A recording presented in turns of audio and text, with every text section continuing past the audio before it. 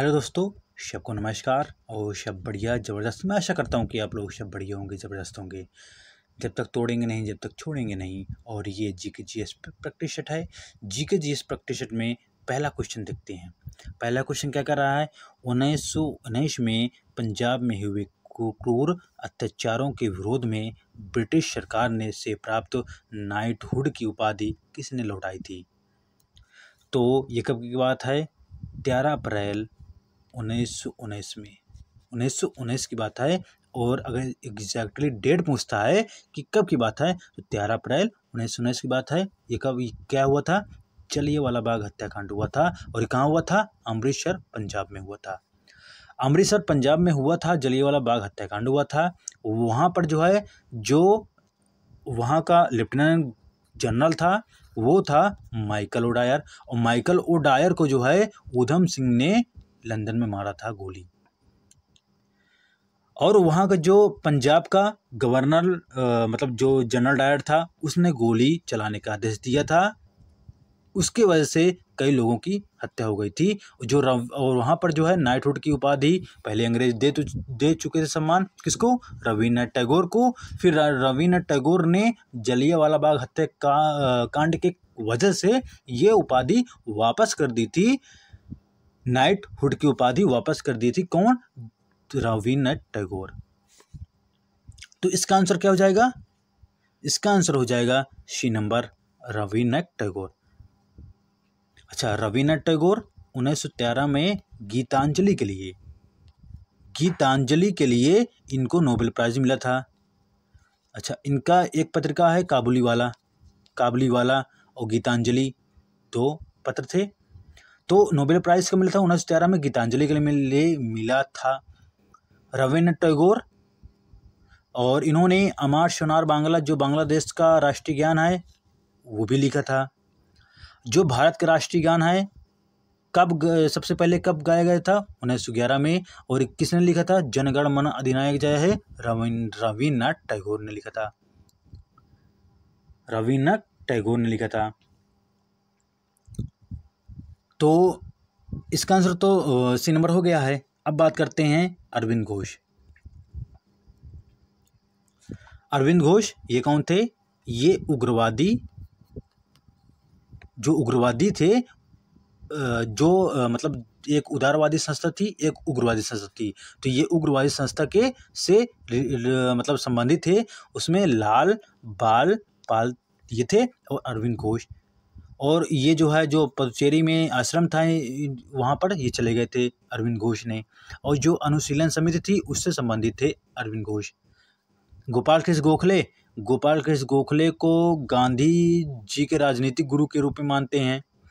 रविन्द्रनाथ टैगोर के विषय में बता ही दिया गया। सर अहमद खान कौन था? ये जो अलीगढ़ मुस्लिम विश्वविद्यालय है उसके संस्थापक के रूप में जानते हैं सैयद अहमद खान को। तो अब ये सारी चीज़ें एक प्रश्न से इतनी सारी जो है चीज़ें मतलब बता दिया गया है। आपका रिवीजन हो जाएगा। अगला क्वेश्चन देखते हैं। निम्नलिखित में से कलिंग युद्ध दो शासकों के बीच हुआ था। इन दो शासकों के बीच उनका नाम क्या है? Kharavel, A number, B number Ashok, C number Bindusar. अच्छा, बिंदुसार कौन था? बिंदुसार था ये जो चंद्रगुप्त मौर्य का बेटा बिंदुसार ही था। और बिंदुसार का लड़का अशोक था।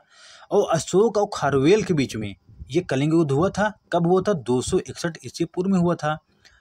कलिंग युद्ध में ही अशोक ने क्या किया था? इसने बौद्ध धर्म अपना लिया था और ये धम्मघोष अपना लिया था बौद्ध धर्म में अशोक ने। और फिर जो खारवेल है, खारवेल हाथी गुम्फा शिलालेख शिलालेख किसके समय पर हुआ था? खारवेल के समय पर। ये उड़ीसा राज्य में मिलेगा। और वहाँ पर क्या है? कलिंग भी वहीं उपस्थित है, उड़ीसा में। कहाँ बात कर रहे थे? उड़ीसा की बात कर रहे थे। वहाँ पर हाथी गुम्फा शिलालेख भी है और कलिंग भी उपस्थित है। वहाँ पर अगर ये पूछ ले किस जगह पर है, तो ये जो उदयगिरी हिमालय है वहाँ पर स्थित है। अच्छा, उड़ीसा की बात करते हैं, राष्ट्रीय उद्यान है कौन, सिमलीपाल है और सतकोशिया है। और उड़ीसा में महानदी बहती है, उड़ीसा को शोक भी बोला जाता है महानदी को। और उड़ीसा में ही क्या प्रसिद्ध है, जो सूर्य मंदिर है, सूर्य मंदिर जो कोणार्क मंदिर बोलते हैं, जो कोणार्क मंदिर है, सूर्य मंदिर नरसिंह प्रथम ने ही बनवाया था। इसको ब्लैक पैगोडा के नाम से जाना जाता है। तो ये हो गया उड़ीसा से संबंधित जानकारी। तो हमारा आंसर क्या हो जाएगा, ए व बी, डी नंबर सही हो जाएगा। ए व बी दोनों सही हैं, खारवेल अशोक है। अगला क्वेश्चन देखते हैं, भारत में 2011 के जनगणना के अनुसार किस राज्य की साक्षरता दर सबसे अधिक थी। ए नंबर लक्षद्वीप, बी नंबर है मिजोरम, सी नंबर है बिहार, डी नंबर है केरल। तो 2011 की बात करते हैं, 2011 की जनगणना की बात करते हैं। अगर रजिस्ट्रार पूछा जाए तो चंद्रमौली थे रजिस्ट्रार। अगर ये बोल दिया जाए कि हर 10 वर्ष किसके शासनकाल में था, लॉर्ड रिपन के समय पर, लॉर्ड रिपन के समय पर। अच्छा, जनगणना 2011 की बात करते हैं तो उसमें जो है सबसे जनसंख्या वाला राज्य कौन था, उत्तर प्रदेश था। और सबसे कम जनसंख्या सिक्किम की थी। अच्छा, क्षेत्रफल किसका सबसे ज़्यादा था, राजस्थान का। और सबसे कम क्षेत्रफल किसका था, ये था गोवा का। ये हो गया है जनगणना की बात थोड़ी सी।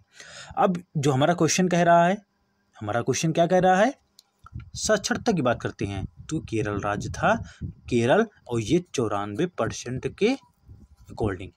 तो डी नंबर सही हो जाएगा। अच्छा, लक्षद्वीप दूसरे स्थान पर था, मिजोरम तीसरे स्थान पर था, बिहार सबसे पीछे था। साक्षरता दर में 2011 के अनुसार सबसे पीछे बिहार था शिक्षा के मामले में। लेकिन आज अब जब जनगणना होगी तब उसमें मालूम चलेगा कि कितनी है साक्षरता दर। तो बिहार 2011 की जनगणना के अनुसार सबसे पीछे था। अगला क्वेश्चन देखते हैं, राज्यसभा के लिए प्रत्येक राज्य के सदस्यों का निर्वाचन कौन करता है। विधानसभा के सभी सदस्य, ए नंबर लोकसभा के सदस्य, कि सी नंबर है विधानसभा के निर्वाचित सदस्य, कि महाधिवक्ता के सदस्य। महाधिवक्ता अटॉर्नी जनरल, ये तो हो गए नहीं।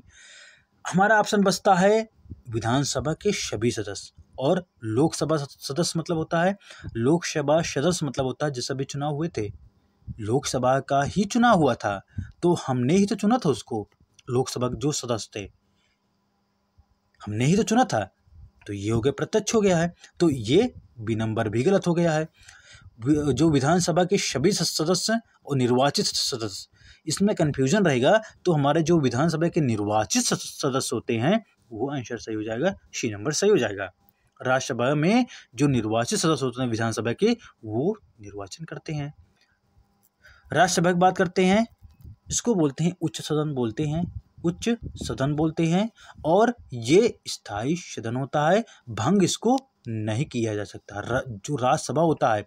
लेकिन अगर उसके सदस्य की बात करते हैं तो 1/3 सदस्य हर 2 वर्ष में क्या करते हैं, छुट्टी ले लेते हैं, मतलब चले जाते हैं, फिर आ जाते हैं। तो इसलिए जो है इनका कार्यकाल, जो सदस्य होते हैं इनका कार्यकाल 6 वर्ष तक बना रहता है, 6 वर्ष तक बना रहता है।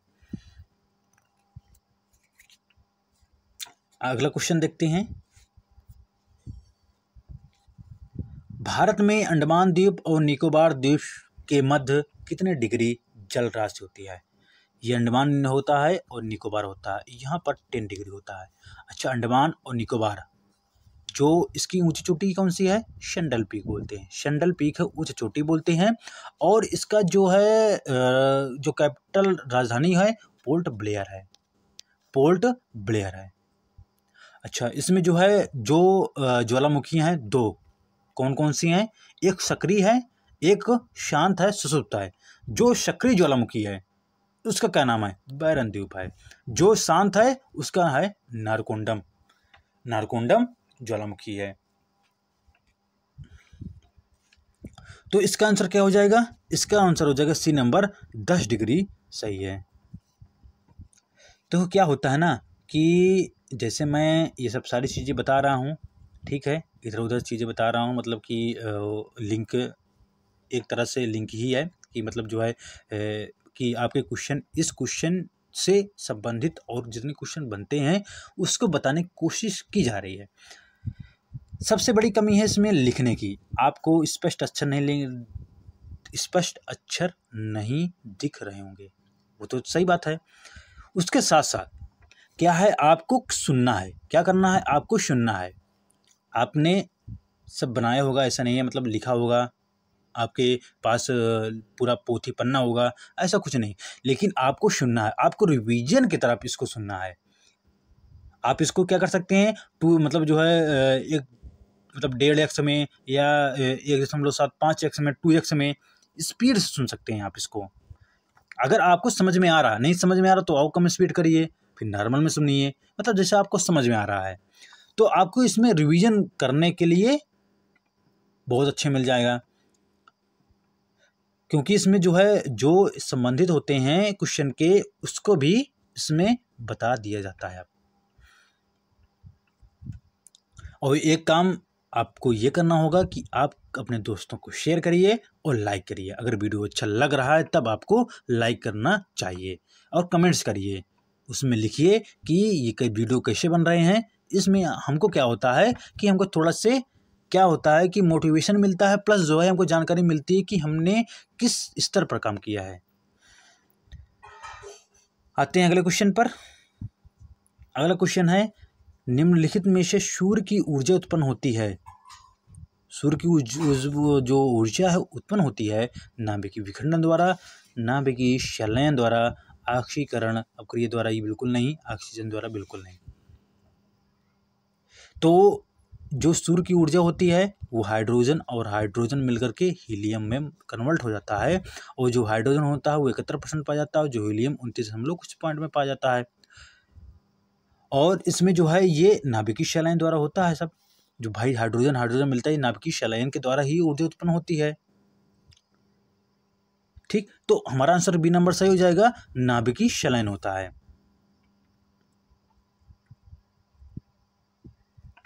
और जो हाइड्रोजन बम होता है वो नाभिकीय संलयन पर आधारित होता है। जो नाभिकीय विखंडन होता है वो परमाणु बम होता है, वो नाभिकीय विखंडन पर होता है।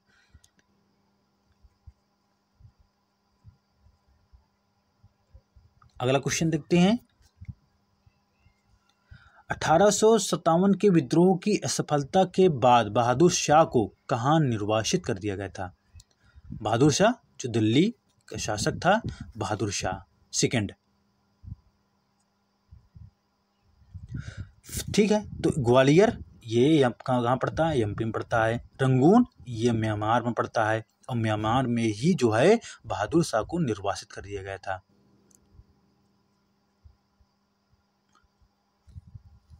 तो ये बी नंबर सही हो जाएगा। अच्छा, जो 1857 क्रांति है सबसे पहले ये शुरू कहाँ हुई थी? मेरठ से। ये क्वेश्चन बनता है कि सबसे पहले, क्योंकि हार्ड क्वेश्चन के चक्कर में सिंपल भी क्वेश्चन करना चाहिए और फिर प्लस जो है हार्ड क्वेश्चन भी करना चाहिए। तो शुरू कहाँ किया गया था? मेरठ से। और ये जो है, चलो ठीक, मेरठ से स्टार्ट हुआ था। सबसे पहले किसने किया था? मंगल पांडे ने स्टार्ट किया था। क्यों शुरू की थी? क्योंकि जो चर्बी वाले कारतूस थे उसका प्रयोग कर रहे थे, इनफील्ड राइफल और ये किस बटालियन से संबंधित थे? 34वीं बटालियन से, मतलब इन्फेंट्री, जो ये 34वीं इन्फेंट्री थी मंगल पांडे, उससे संबंधित थे। तो इसका आंसर क्या हो जाएगा? बी नंबर सही हो जाएगा। अगला क्वेश्चन है, निम्नलिखित में से कौन तत्वबोधिनी पत्रिका से संबंधित है? राजा राम मोहन राय। अच्छा, राजा की उपाधि किसने की थी? अकबर सेकंड ने दी थी राजा की उपाधि। राजा राम मोहन राय 1928 में, 1928, थोड़ा जो डेट है वो थोड़ा कंफ्यूजन में है, 1828 होना चाहिए। 1828 इन्होंने जो है ब्रह्म समाज की स्थापना की थी। ब्रह्म समाज की स्थापना किसने की थी? राजा राम मोहन राय ने। तो ये मतलब जो है ये कहाँ गए थे? ब्रिस्टल गए थे पेंशन यात्रा के लिए। इन्होंने जो अकबर था, अकबर सेकंड था, उसने भेजा था और वहाँ पर इनकी मृत्यु हो गई थी। मृत्यु होने के बाद फिर जो है फिर उसके बाद राजा राम मोहन के बाद जो है देवेंद्र नाथ टैगोर और केशव चंद्र सेन, इन्होंने ने 2 संस्था बनाई थी। कौन कौन से? एक भारतीय ब्रह्म समाज, एक का नाम था भारतीय ब्रह्म समाज। ये किसने किया था? केशव चंद्र सेन ने। जो देवेंद्र नाथ टैगोर थे, ये आदि ब्रह्म समाज की स्थापना की थी। तो आपको थोड़ा सा कहानी समझ में आई होगी कि राजा राम मोहन राय कहाँ गए थे? ब्रिस्टल, ब्रिटेन में गए थे। इसलिए पेंशन यात्रा के विषय में बात करने के लिए किसने भेजा था? अकबर सेकंड ने भेजा था और राजा की उपाधि अकबर ने दे दी थी। लेकिन ब्रिस्टल में इनकी मौत हो जाती है, उसके बाद जो ब्रह्म समाज है वो बढ़ जाता है। तो बढ़ने के बाद जो है देवेंद्र नाथ टैगोर और केशव चंद्र सेन पहले ही साथ थे, उसके बाद ये जो है अलग अलग अपने अपने संस्था बना लेते हैं। देवेंद्र नाथ टैगोर ये आदि ब्रह्म समाज की स्थापना करते हैं और जो केशव चंद्र सेन थे ये भारतीय ब्रह्म समाज की स्थापना करते हैं। भारतीय ब्रह्म समाज की स्थापना करते हैं और ये 1870 की बात है। 1870 की बात है। तो तत्वबोधिनी सभा ये देवेंद्र नाथ टैगोर है। बी नंबर सही हो जाएगा। इनकी पत्रिका है तत्वबोधिनी सभा है। तत्वबोधिनी सभा मतलब होता है कि सत्य साधक की बात होती है। तत्वबोधिनी मतलब क्या होता है? सत्य साधक की बात होती है। अच्छा, सबसे लास्ट में बंकिम चंद्र चटर्जी, इन्होंने वंदे मातरम, मतलब ये क्या है? राष्ट्रीय गीत है। सबसे पहले राष्ट्रीय गीत 1895 में गाया गया था। वंदे मातरम बंकिम चंद्र चटर्जी। और ये कहाँ से लिए थे? आनंद मठ से लिए गए थे। जो आनंद मठ पश्चिम बंगाल में स्थित है, आनंद मठ से लिया गया था। तो हमारा आंसर क्या हो जाएगा? देवेंद्र नाथ टैगोर, बी नंबर सही है। अगला क्वेश्चन देखते हैं। बिजली के बल्ब में कौन सी गैस उपस्थित होती है? Carbon dioxide, B number nitrogen, C number argon. अच्छा, जो इसमें नाइट्रोजन आर्गन दोनों होता है, नाइट्रोजन आर्गन दोनों सही है बिजली के बल्ब में। अच्छा, जो कार्बन डाइऑक्साइड होता है, कार्बन डाइऑक्साइड जो होता है वो ग्रीन गैस है और ये वायुमंडल का तापमान को बढ़ाती है। ग्रीन हाउस गैसें जो होती हैं, ग्रीन हाउस गैसें जो होती हैं।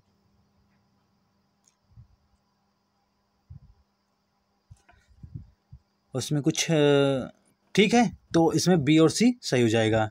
अगला क्वेश्चन देखते हैं।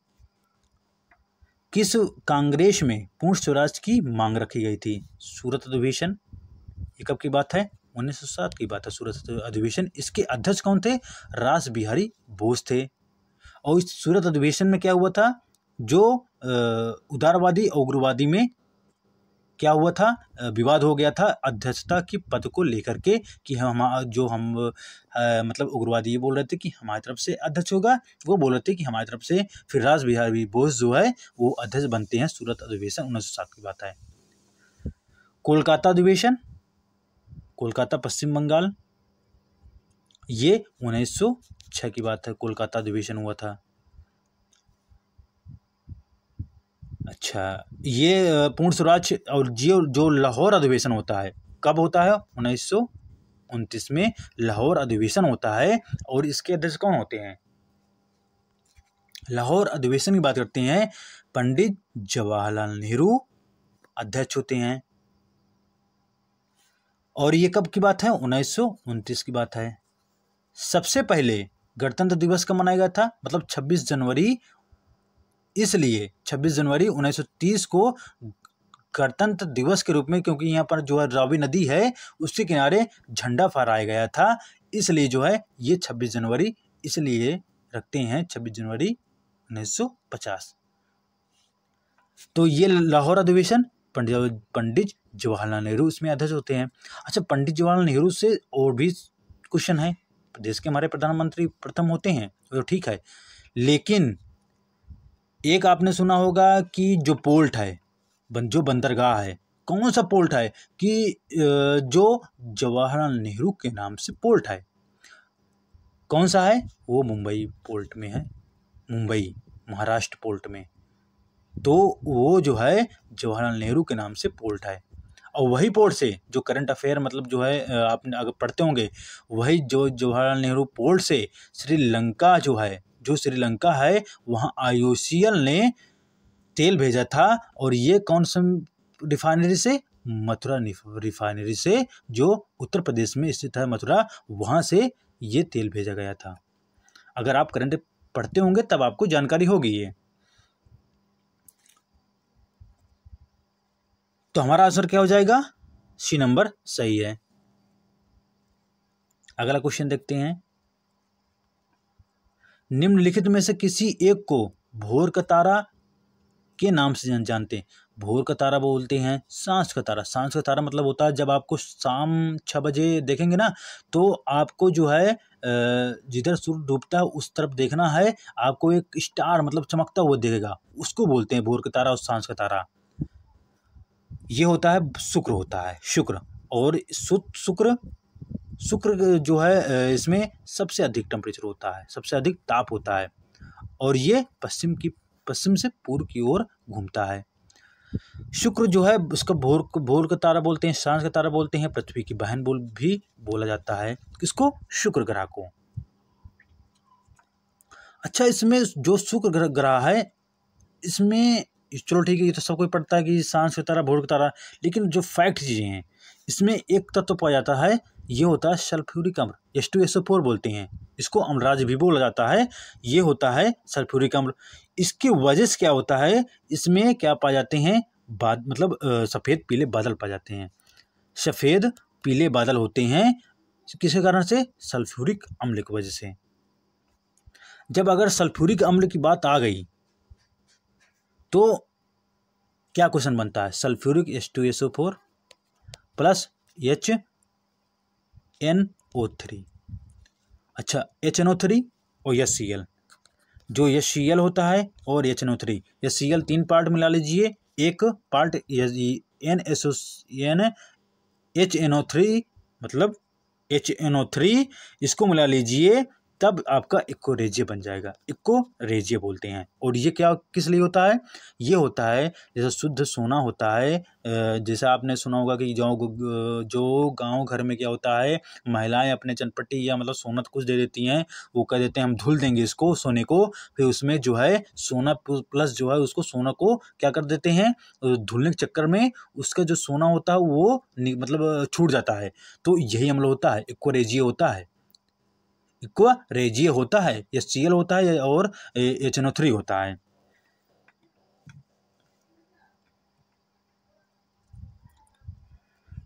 तो आपको मतलब कुछ तो समझ में आया होगा कि मतलब ये लिंक कहाँ से कहाँ जा रहा है। अच्छा, बुध की बात करते हैं। ये बुध जो है सूर्य से सबसे निकट ग्रह ही है, लेकिन दूसरी कंडीशन सबसे तेज भी है, लेकिन इसका तापांतर बहुत ज़्यादा होता है। रात में 173 माइनस में चला जाता है, -173 डिग्री सेंटीग्रेड मतलब माइनस में चला जाता है, और दिन में 480 डिग्री सेंटीग्रेड में होता है। तापांतर बुध का बहुत ज़्यादा होता है। ठीक, तो ये हो गया बुध। शुक्र, ये होता है बृहस्पति। जो बृहस्पति है, क्योंकि आप पृथ्वी में रहते हैं, पृथ्वी को जानकारी है, जो बृहस्पति है, बृहस्पति में सबसे बड़ा उपग्रह होता है गैनीमीड। गैनीमीड होता है बृहस्पति का सबसे बड़ा उपग्रह। अगला क्वेश्चन देखते हैं। निम्नलिखित में से कौन खरीफ की फसल नहीं है? चावल, बी नंबर गेहूं, सी नंबर कपास, डी नंबर गन्ना। तो खरीफ की फसल में गेहूं नहीं आता है, ये रबी की फसल में आता है, तो बी नंबर सही हो जाएगा। अगला क्वेश्चन देखते हैं। वन्य जीव संरक्षण को राज्य के नीति निर्देशक तत्व में निम्नलिखित में से किस अनुच्छेद के अंतर्गत रखा गया है? देखो तुम्हारा क्वेश्चन कैसे बनता है। वन्य जीव संरक्षण एक अधिनियम होता है 1972 का, वन्य जीव संरक्षण अधिनियम होता है 1972 का। अब ये राज्य के नीति निर्देशक तत्व में रखे गए हैं, मतलब कि जो 36 से 51 है, 36 से 51 नीति निर्देशक तत्व हैं। 2 क्वेश्चन तुम्हारे कंप्लीट, 3 क्वेश्चन। उसके बाद निम्नलिखित किस अनुच्छेद में है, तो ये इसका आंसर हो जाएगा 48 में है, 48 में है। अच्छा, जो पशु है, पशु मतलब जो है जैसा गौ हत्या है, ये पशु पालन है या मतलब उसके जो है पशु की बात की गई है 48 में। 48 में वन्यजीव संरक्षण है, या कह सकते हो पर्यावरण को बचाने के लिए 48 है। 51 क्या है, अंतर्राष्ट्रीय शांति सुरक्षा की बात की गई है।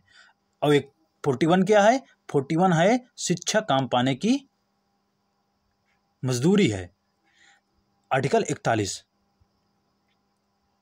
अच्छा, जो वन्यजीव संरक्षण है ये और किस में आता है, उसके मतलब ये तो चलो ठीक है नीति निर्देशक तत्व में आता है, लेकिन उसके अलावा हमारा मौलिक कर्तव्य में आता है। मौलिक कर्तव्य मतलब आर्टिकल मतलब तुम्हारा जो है 51A में आता है, 51A में आता है मौलिक कर्तव्य। अच्छा, मौलिक कर्तव्य ये स्वर्ण सिंह समिति के आधार पर, स्वर्ण सिंह समिति, और ये 42वें संविधान संशोधन 1976 में जोड़ा गया था मौलिक कर्तव्य को।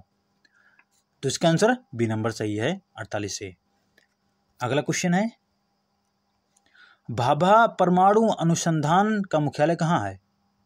ये है महाराष्ट्र, मुंबई महाराष्ट्र में है। अच्छा, जो मुंबई महाराष्ट्र में जो एटॉमिक है वो है नरोरा, नरोरा नहीं, नरोरा है उत्तर प्रदेश में, तारापुर है, तारापुर है महाराष्ट्र में एटॉमिक मुख्यालय है। अच्छा, ये तो भाभा परमाणु अनुसंधान हो गया है। कोलकाता में क्या क्या है, कोलकाता की बात करते हैं। कोलकाता में क्या है, टी बोर्ड है, टी बोर्ड है कोलकाता में। Zoological survey of India Kolkata में है, zoological survey of India Kolkata में है, और इसकी स्थापना कब होती है, 1 जुलाई 1916 में होती है जूलॉजिकल। और जो बॉटनिकल सर्वे ऑफ इंडिया है वो कोलकाता में है, इसकी स्थापना कब होती है, 13 अप्रैल 1890 में होती है। बेंगलुरु में क्या है, कर्नाटक बेंगलुरु इसरो के हेडक्वार्टर हैं, ISRO Indian satellite research organisation. इसकी स्थापना कब होती है, 15 अगस्त 1969 में होती है, 1969 में। इसके आप फैक्ट मैं बोल सकता हूँ कि इसमें क्या था। अच्छा चलो ठीक, 1970 में क्या हुआ था कि सबसे पहले राष्ट्रीयकरण 1969 में हुआ था, जब इंदिरा गांधी की सरकार थी। 14 जो बैंक थे उसका राष्ट्रीयकरण हुआ था। दिल्ली में किसका हेडक्वार्टर है, दिल्ली में है डीआरडीओ के हेडक्वार्टर हैं, डिफेंस रिसर्च डेवलपमेंट ऑर्गेनाइजेशन होता है, डीआरडीओ होता है। इसकी स्थापना 1948 में होती है। उसके अध्यक्ष हैं वी कामत हैं, वी कामत, इतना कंफर्म है। उसके पहले क्या लगता है ये थोड़ा डाउट में है। तो ये कुछ मुख्यालय हो गए हैं। आपने देखा होगा कि चलो ठीक, इसमें लिखने में अगर लिखना सही होता तो फिर जो है इसमें बन नहीं रहा है। तो मैं कोशिश कर रहा हूँ कि आपका रिवीजन ज़्यादा से ज़्यादा हो जाए। तो कितने फैक्ट बता दिया मैंने। अगला क्वेश्चन देखते हैं। दोस्तों, अगर वीडियो अच्छा लगा हो तो अपने दोस्तों को शेयर करिए, लाइक करिए और चैनल को सब्सक्राइब करिए। और मेरा चैनल है GS विथ अरविंद, इसमें कन्फ्यूज़न नहीं होना है। मेरे चैनल का नाम है, मैं दोबारा बोल रहा हूँ, GS विथ अरविंद है। अगर आपको वीडियो अच्छा लगा हो तो अपने दोस्तों को शेयर करिए, लाइक करिए।